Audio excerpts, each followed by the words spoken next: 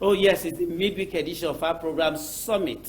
My name is Banji Busari. Yesterday, or let me say 2 days ago, the whole world, let me say Lagos State, Nigeria stood still for Asiwaju, that's at 69. The 12th edition of the colloquium actually took place in Kano, but of course, we had a virtual edition in Abuja and other places. Yes, I say once again, hearty congratulations to Asiwaju of Lagos, Jagaban of Borgu. One of his disciples is our guest today on Summit. And when I say disciples, people who have actually stood by him, of course, they say, what made Tinubu great? He actually responded by saying, people around him, he has actually built people. He has built people in virtually every sector, and he has put people in positions. One of the people who have actually believed in Asiwaju's philosophy, ideology, is my guest today. But of course, we are not discussing Asiwaju. We're discussing environment. We're discussing drainage. We're discussing the issue of flooding in Lagos as we are actually approaching the rains. But let me start by introducing him to us. That's our guest. Of course, you know him. He needs little or no introduction. A one-time publicity secretary, immediate past publicity secretary, APC, Lagos State, and the chairman of publicity secretaries of APC throughout the federation a couple of years ago. Today, he's at the Ministry of Environment. I'm talking about no other person than, do I say Asiwaju? Joe Igbokwe. Engineer Joe Igbokwe is my guest today on the program. You're welcome, sir. Thank you, Busari. It's nice meeting you again. It's our pleasure. We've actually missed you on this program. Environment took me away. I said nobody can separate us. You and Summit, we are inseparable. Environment took me away. Yeah, but of course it's a good work. You're doing a great job there.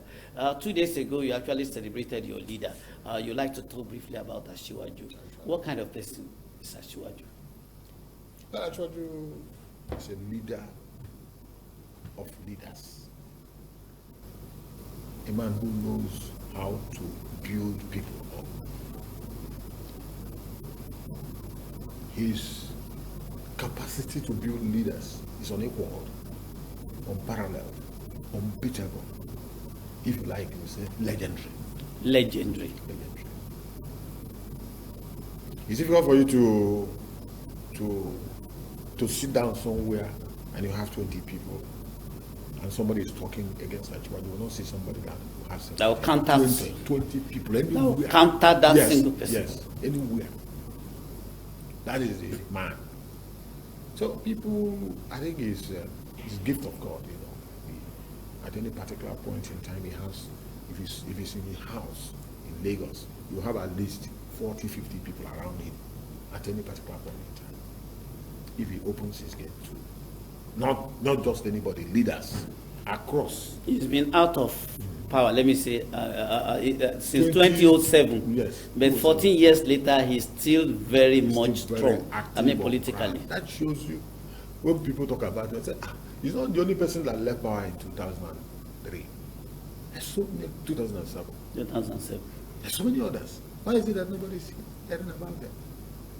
There must be something he's doing that other people are not doing. Well, Asiwaju, happy. We celebrate him. And one unique thing about this, the day before yesterday's celebration, is that he took it to Kano. He said, our common bond, our common wealth. That is the time. You see, when, and it's coming at a time, that vision is coming at a time where people are talking about breaking the nation, self-determination. And he goes to Kano and tells you that if Ajimobi can come to, if Ganduje can send his precious daughter to Southwest to get to, you know, in marry Asiwaju's son. I mean, Ajimobi's son. Ajimobi's son. I mean, what are we talking about? Now, so it's more or less a bridge builder. Yes, a bridge builder, not people who bomb bridges. Some people bomb bridges, some people build bridges. You know, you cannot give what you don't have. So congratulations once again, Asiwaju Bola Ahmed Tinubu on his 69th birthday. That's 2 days ago. Well, we wish him the very best as he actually advances his course to expand his coast. You understand what I mean? He will continue to grow from strength to strength because of people that he has touched over the years. All right. Today we're actually focusing on Lagos State. Lagos State, being a coastal state, has had its own challenges, particularly when it comes to the issue of flooding. Lagos is very much thickly populated, and with such a thick population, of course, you see people everywhere, and you cannot but have so many infractions when it comes to the issue of environment. We've had series of cases of flooding, particularly with the rains. We've had this several years. Now that rains are about to start, I mean, they've started, that's actually started, but it's not really heavy yet. The reason why we actually brought you is, what is your ministry? That's Department of Drainage Services, Lagos State. I'm talking about the Special Advisor, Drainage Services, Lagos State. It's my guest today. What is your department actually doing to actually forestall the experiences of the past when it comes to flooding? Of course, flooding has actually disrupted so much in Lagos State. Are we likely to experience that, or that's a thing of the past? You've said it all, that Lagos is a coastal city. There's so many coastal cities in the world. New Orleans, Japan, Philippines, so many other islands, where you have. We have seen city of London flooded. Many cities in America. I think I saw one yesterday. Somewhere, I think Nashville or so. Nashville yesterday. It's a natural phenomenon that will come. It will come. It will come, especially a coastal city like Lagos. But is it preventable or not? No, you reduce it to you the can only reduce minimum. It will come. That's what we call flash flooding. When it rains at least cat and dog. Rains cat and dog, you have flood. But within an hour, 2 hours, it will disappear. That's what is called flash flooding. You always see it in Canada and in some areas. 1 hour, 2 hours, it will disappear. But there are low-lying areas in Lagos where you're not supposed to build. Where you see some land, if you are going to Tonbenman Bridge, as you're driving from Ikele, you will see wetlands. You will see people putting up structures there. They're not supposed to build that. That is a place where, if you have too much flooding, they will not have a place to settle as reservoir. Then when the rain stops, it will start disappearing small into the drains. But people will go there and build. And these are the things that were. Our setbacks is supposed to 10-15 meters this side, 10-15 meters to the side. It's built up. In fact, in Ladipo, we saw people building at the edge. Ladipo Mushin. Yes, Ladipo. In some other areas, at the edge. In Itire, there's a market there. It's very close to our Obas house in Itire there. We saw a bakery on the edge. Bakery on the edge. They built a bakery, but it's almost on the edge. And we are telling the man, I think the manager of the bakery, he says, "Oh my Lord, I said, this thing will go." He said, "No, we better go and remove the palace instead of talking of how to remove this one." Who said that? Well, I think the manager of that bakery. Okay, the manager of the bakery. One man we met there said, "It's better for you to go and remove the bakery. You do go and remove the Obas palace than to talk about the bakery." So we just okay. So what you're trying to establish, there are infractions almost on a daily basis. No, yes. People throw waste into the drains. So, because if you throw waste into the drains, it will not move. If water cannot find a place, if flood cannot find a place to occupy, it will find spaces. I can see you there on the screen, yourself and the Honorable Commissioner for Environment, that's Mr. Tunji Bello. Yes. Both of you have been working synergically to reduce the incident of flooding. Now, which areas have you actually been to since the coming of the rains? I mean, in terms of desilting, removing the debris? Almost all over Lagos. All over Lagos, but you cannot finish the work at the same time. It's a gradual, it's a continuum. You look at this one, you see effect people desilting. They are desilting the streets. You have primary channels, the big one. Okay. You have the secondary channels. Okay. Then you have the tertiary channels. The tertiary channels are the ones in front of our houses. Okay. Those are the tertiary channels. Yes, and we call it gutter. Okay. It's the work of the local government to clean up those areas like this once in a while. Okay. At least before the rainy season. Okay. Before the rainy season, they evacuate it. So that water will find a place, the flood will find a place to settle. They are not. They are not doing it. Local government is not actually doing its own part of the job. They are not doing it. We called a stakeholders meeting and invited all the local government and LCDH.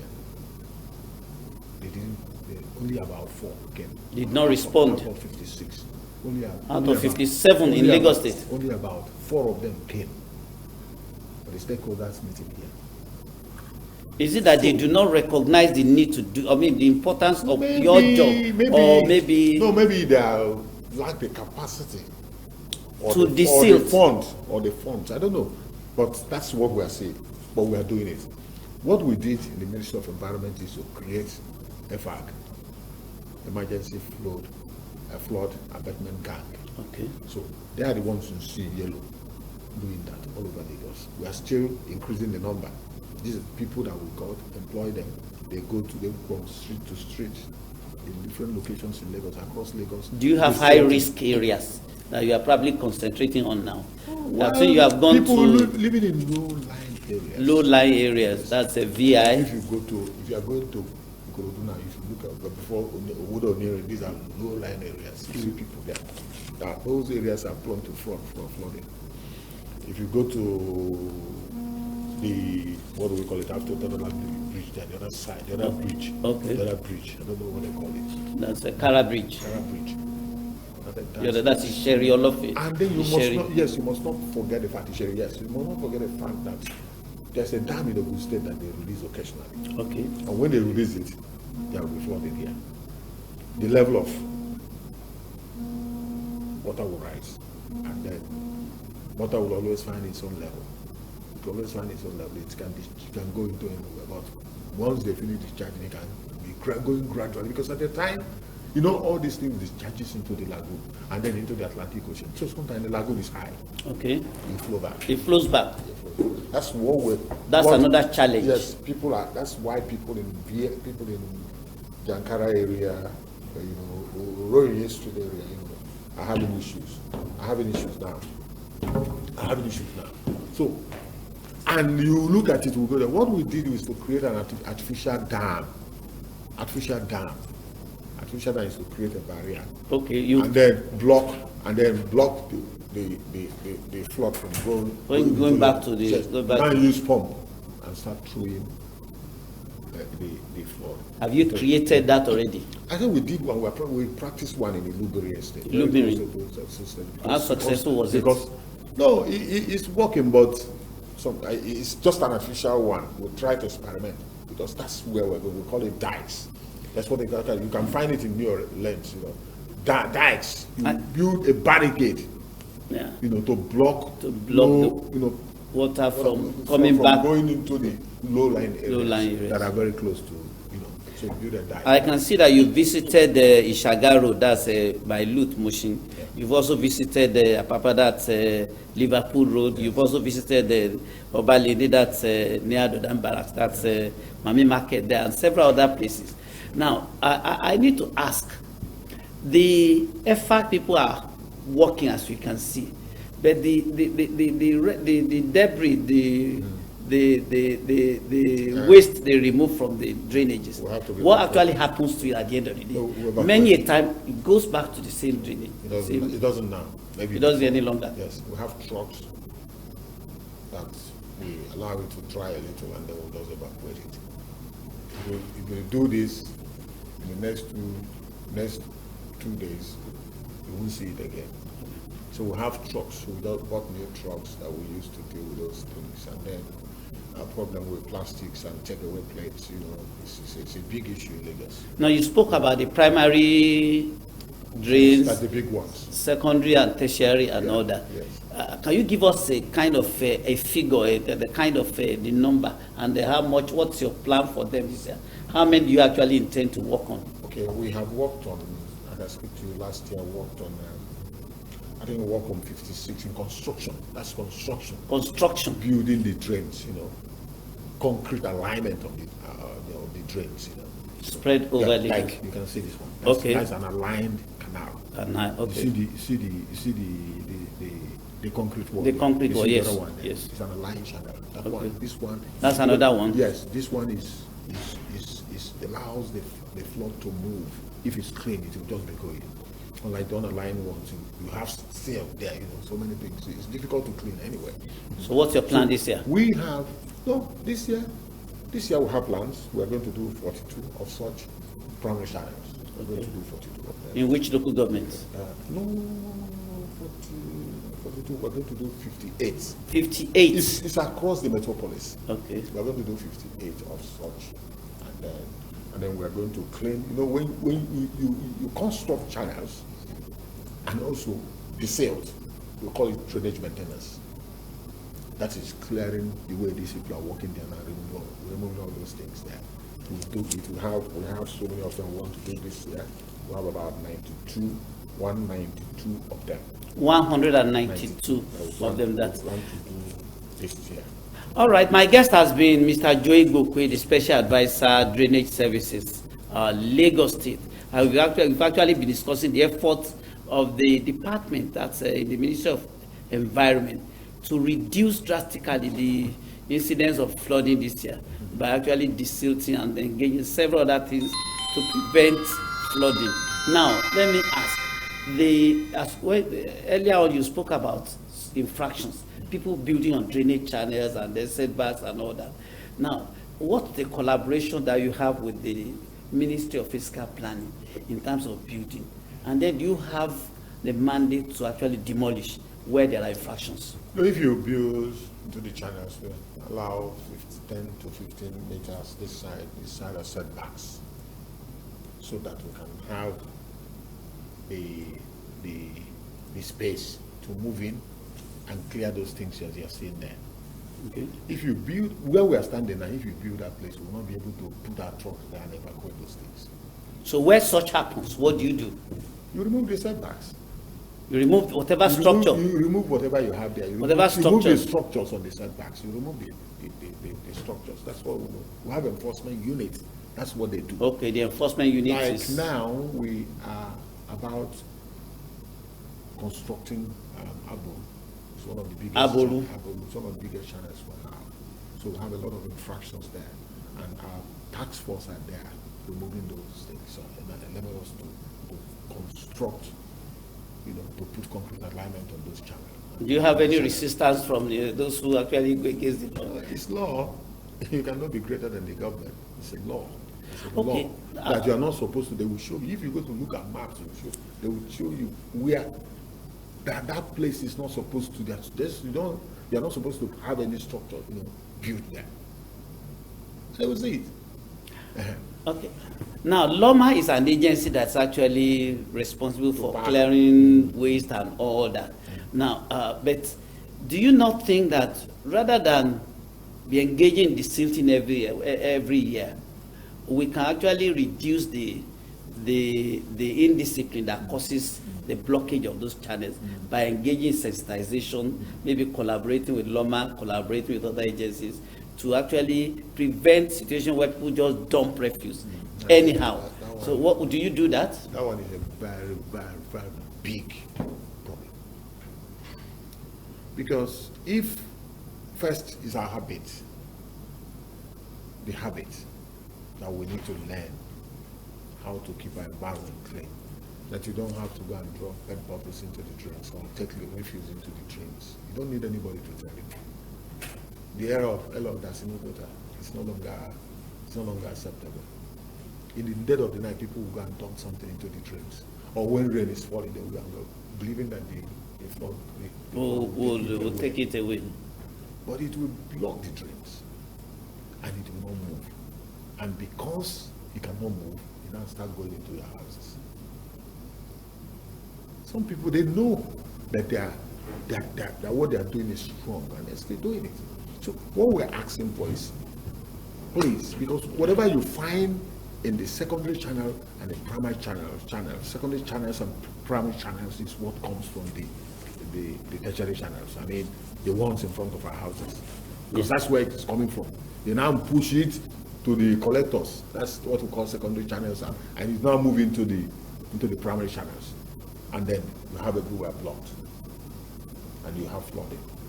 So let people form that habit. Put refuse containers in front of your houses.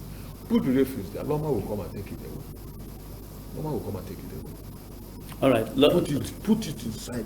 Get a refuse bin, Put it there. I have in my house. I have two in my house. In Adela, where I live. And Loma people will come and collect it. Loma may not be going into the remote areas, but we'll find a way to, just take it out first. Take it out from the drains first, and then there must be a way to take it away. Okay. The drains are not the primary channels, the secondary channels, the tertiary channels are not the place to put refuse. Now, as we actually find, and then people who are building on our setbacks. If you build on the setbacks, know that you are just wasting your money. Your buildings could go. Yes, because one day government will come. You can be doing this inside a place and you think that nobody is seeing you.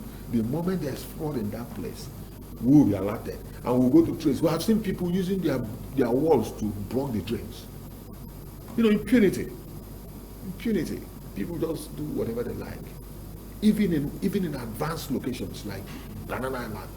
Even in Banana Island. In Parkview, occupied by elites. Estates, you see people taking laws into their hands, using their walls to block the channels. All right. And everywhere will be flooded. So that is the problem. People must learn to live a clean life and then obey government, obey the rules and regulations. Do what you're supposed to do. It's a collective responsibility. If we go to be do our works responsible in our citizen. houses, in our tertiary drains in front of our houses, imagine where everybody comes out, Lagos everywhere, and you go in front of your house and clean the drains. Clean it. And the other person can be left does so, the other person does so. All over Lagos. You won't find anything on the primary channels. You won't find anything on the secondary channels. So what my guest is actually telling us is to be responsible citizens of Lagos State. We should be responsible. The era of dumping refuse in the drainage should be over by now. Everybody should have known the evil effect of actually dumping refuse in the drainage. Of course, it does nobody any good. As a matter, it creates problems as it disrupts lives, properties, and all that. So let us also desist from this bad habit. You can be part of this program by actually calling on to 080-7538-6850. That is, tell us your experience, tell us your contributions to reducing the menace of flooding that's in Lagos State.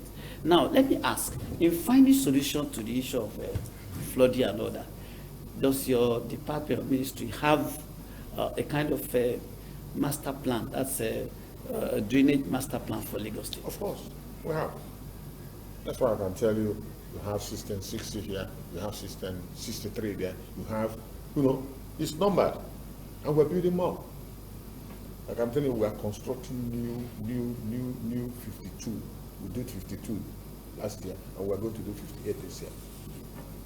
New construction, new align, concrete align the channels. And I'm sure Lagos is also planning to, in developing new areas. We first of all go and build the roads, build the trains, private schools, hospitals, before buildings, before settlers settle. That's what I'm witnessing in Texas. But do we have the luxury here? That's what I saw. Where almost every part of Lagos is already occupied. That is it. That is the way the challenge we must go. Live. Is the things that we did not do before. The things that we don't do before is what is giving us problems now. So area, you map out an area, a new settlement. All you need to do is to put the roads, put the drains, put everything, put light, put street lights, and then market people. Those who will live there will be the people that will come last. So by the time you come, everything would have been in place. What do we see? Is that not utopia? No, it is possible. It's possible. I've seen it. In Abidjan, GRA, I saw drains. I saw street lights. That was on before. instead of just allowing people to build and build and build before the Before physical you planning now will arrive come, before and the start, environment will come and start looking for a way to pass,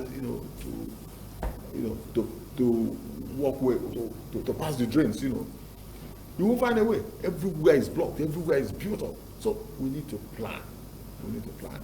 And Lagos is also doing urban renewal, so some of these things will come up.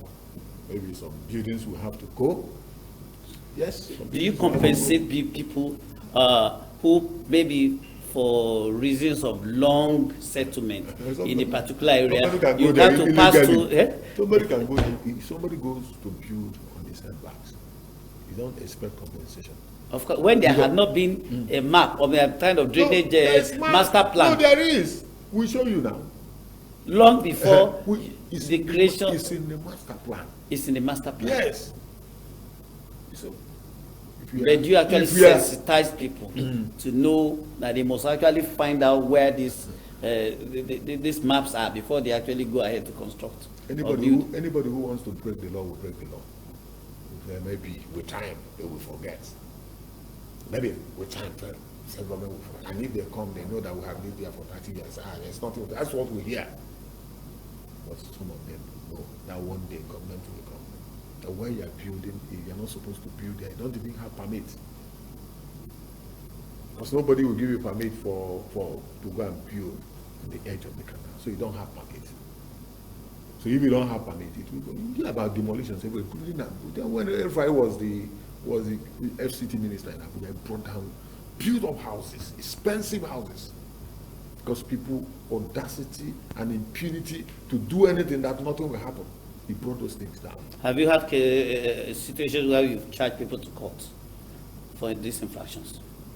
Of course. You've charged people to... Yes, I know. No, but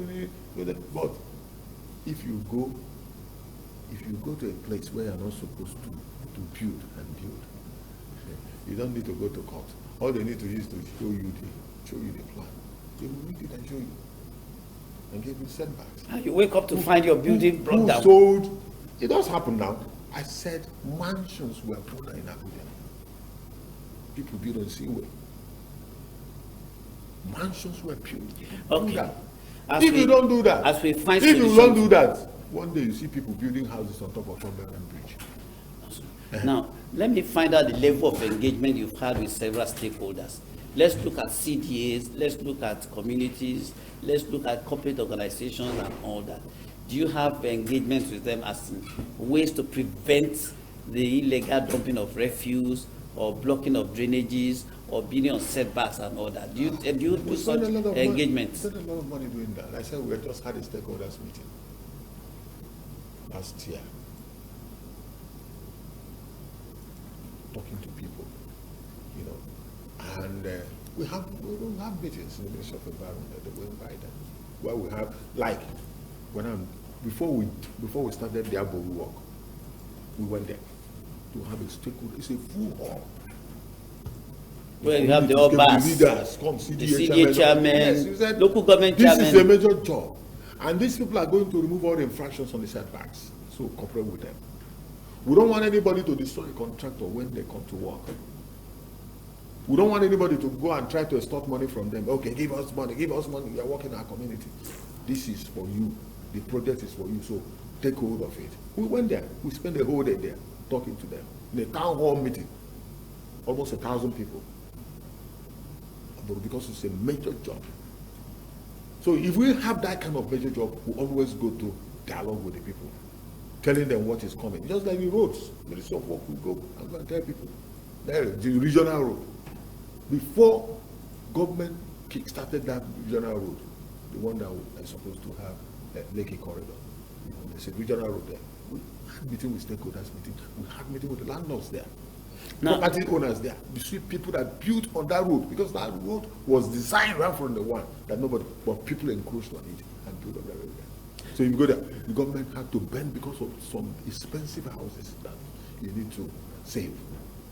Now tell us, from the with the benefit of hindsight, what you've experienced the last 2 years in the saddle, what do you actually anticipate this year? Do you see a situation where maybe these issues will actually create more flood, or you see a reduction? No, it's going to reduce because we're doing a lot. we have plans to do about 42 primary channels.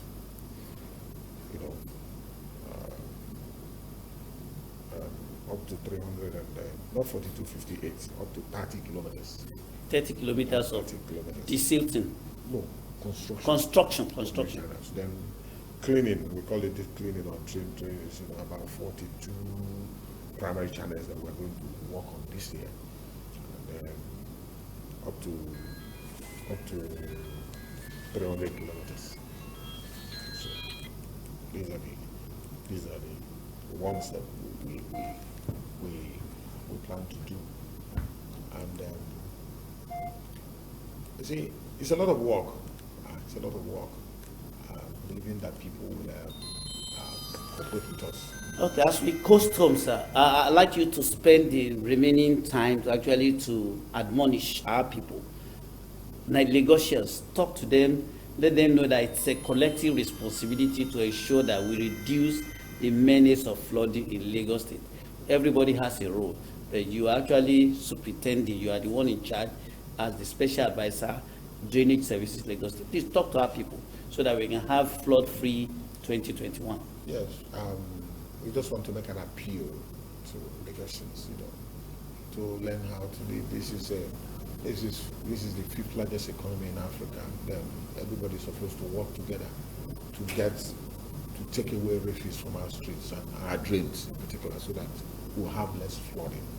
This is a coastal city. Yes, we will have flooding, but if we work hard, if we work collectively, if we know what to do, if we don't throw PET bottles into the drains or plastics into the drain, I mean, waterproof, these black bags, these takeaway plates, these are the things you see. We work on System 6C, very close to Lagos University Teaching Hospital there, last year. We are going back. We always go back. Once it rains from Mushi, those things will start coming. And then if you go, you won't even know that we just walked last week in that place. They are working on that place now. So where are those things? Where are those plastics coming from? They are coming from Lagosians. I'm sure they will heed your advice. It's so sad. It will that change. you need to spend billions doing something every year, and next year it will look as if you have not done anything at all. No, you told us there's going to be a reduction in flooding. Oh, of course. But people's habit must change. Their lifestyle must change. Learn That's how what my to guest use is saying. plastic bags to put your refuse. Don't put it into the drains. That's the message from my guest. There will be less work for us. I said we just did System 6C. We are going back. That's the message from my guest today. That's I'm talking about Engineer Joe Igbokwe, the Special Advisor Drainage Services in the Ministry of Environment, Lagos State. He's been my guest, and in the last 40 minutes or thereabouts, we've been talking about how to avert the menace of flooding this year. He said, of course, over the years, we've seen an improvement in the issue, in the habit of people. But it's also appealing that this year we should steer clear of dumping refuse in the drainages, and we must always work with Loma to actually dispose our refuse. I said, this year we are going to construct 58 channels. Yes. So up to 30 kilometers. Up to 30 kilometers of construction, all in the bid to actually reduce flooding. That's those primary channels, the secondary and the tertiary channels. Of course, it will get your area too. So be ready and be waiting for it. Of course, avoid building on the setback and throwing waste in the drainage. That's the message today. Thank you very much for your time, sir. We wish you the very best. Of course, from time to time, we'll be monitoring your activities to see the progress. But we know that your men are on the street already and they are working. So our regards to the commissioner for a job well done, and we thank you so much for your time, sir. So that's our package today. We are moving on to Lahas now. Of course, if you want to buy land properties, there are people to